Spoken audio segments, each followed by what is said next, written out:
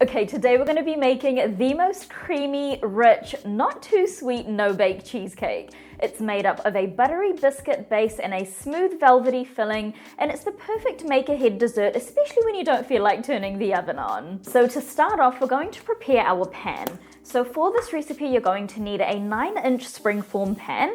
You want to begin by lightly greasing it. I'm just using a neutral cooking spray and then a pastry brush to spread the oil out evenly. Now once that's done, we're going to line the pan with some parchment paper, and I definitely recommend not skipping this step. It just helps to give the cheesecake a perfect crust and makes it so much easier to release once it's set. So to line the bottom, place a sheet of parchment paper over the base, then set the ring on top and close it shut. You can trim off any excess paper around the edges if you like. Now for the sides, cut some thin strips of parchment paper and stick them around the inside edge of the pan, trying to cover as much as you can.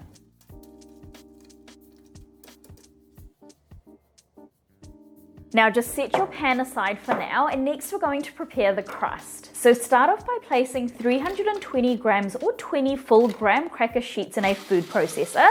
This is going to give you about 3 cups of graham cracker crumbs, but you can totally use like another plain biscuit too if you like, and then just pulse that until the mixture resembles fine crumbs. Now place the crumbs into a medium bowl and add in 50 grams or a quarter cup of white granulated sugar and mix that until it's well combined. Now next you want to add in 170 grams or 3/4 of a cup of melted unsalted butter and mix that in until the crumbs are evenly coated in the butter.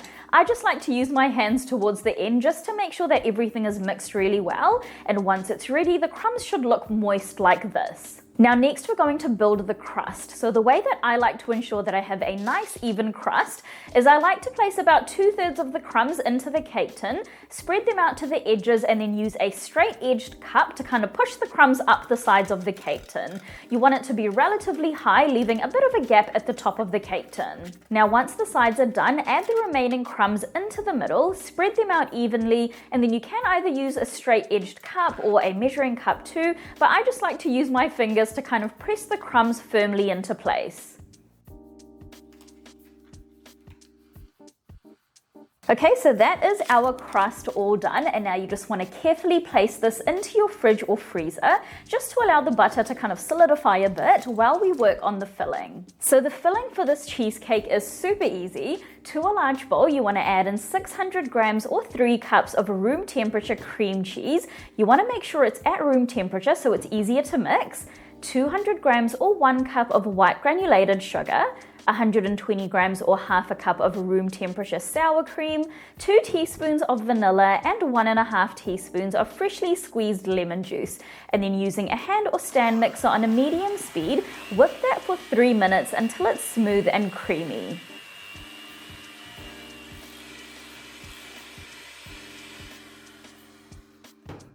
Now just get any of the excess cream cheese mixture off of the attachments, and then just set the cream cheese mixture aside for now. And next, in a medium bowl, add in 240 grams or 1 cup of cold heavy cream, and then again using a hand or stand mixer on a medium speed, whip that until you reach stiff peaks. You want to make sure that your cream is relatively firm so that your cheesecake sets properly, but also keep a close eye on the cream because you don't want to over whip it. And now you just want to place your whipped cream into your cream cheese mixture, and then using a spatula, gently fold until the mixture is well combined and smooth.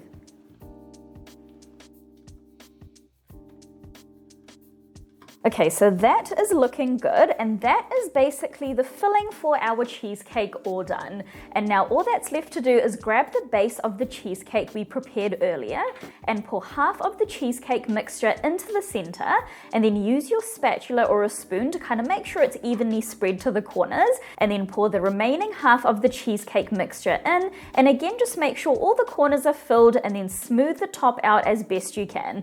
I just like to use a little offset spatula to smooth out the top, but you know, honestly, keeping it kind of rustic looking too is totally fine.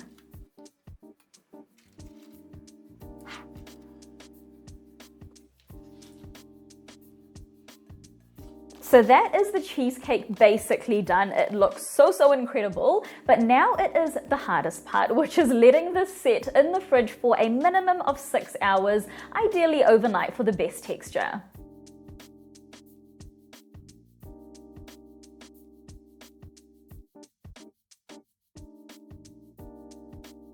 So my cheesecake has been setting overnight and it is now ready to demold.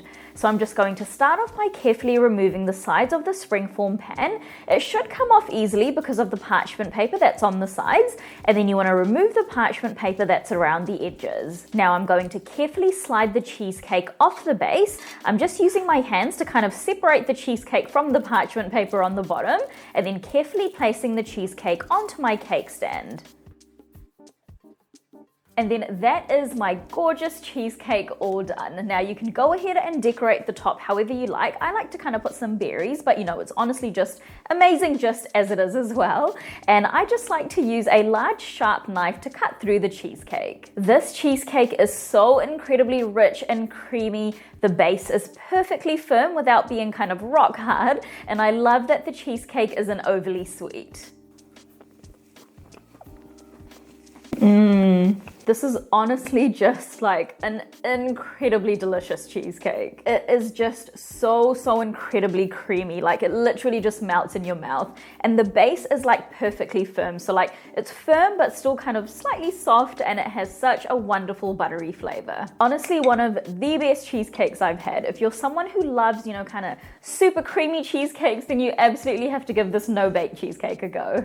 So that is it for today, guys. If you do decide to give this delicious recipe a go, then please do leave a review on my blog. It really helps my content out and I absolutely love hearing from you guys. I'll see you in the next video.